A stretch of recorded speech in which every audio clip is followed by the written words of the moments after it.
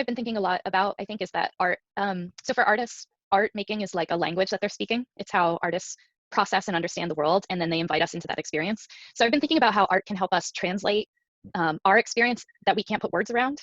Like I'm a writer, so I can write all day about the experiences that I'm having, but even then I can't always capture it. And so writers do this, painters do this, musicians do this, and all of these different ways of, I guess, apprehending the world, or sort of an epistemological thing where we're trying to make sense of what it is that we're experiencing together. That's something that artists do for people who maybe aren't artists, or who are creative in other ways, or who are just trying to find language to figure out what it is that they're experiencing.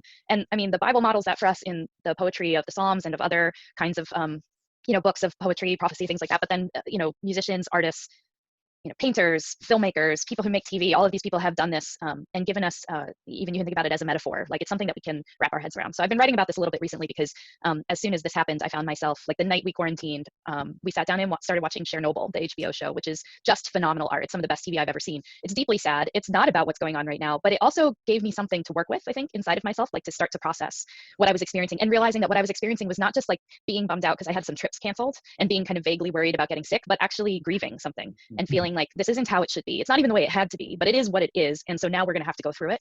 And I found that to be really, I can't say uplifting or inspiring at all because it left me sad, but it also helped me move through something that I wasn't expecting at all to have to move through, even the week before. I was at a film festival the weekend before this. So I had come home from a festival and basically just haven't gone out since. And it was a nonfiction film festival, so it's all documentary. So it's people working with reality. And one thing that was significant to me even then, I was watching people take reality, artists take reality and shape it into something that brought meaning into our reality. And I think that's what artists really are well equipped to do. And it's pretty harsh, I think, to think about a crisis or tragedy bringing forth good art, because it sounds like we're trying to be opportunistic about it or something, but that's not really what's happening. It's just saying that artists give us language that politicians aren't going to give us, and economists aren't going to give us, and teachers aren't going to be able to give us, and we're not going to be able to give ourselves. So it's like it's a different language, like translation almost, of what we're experiencing. Super helpful.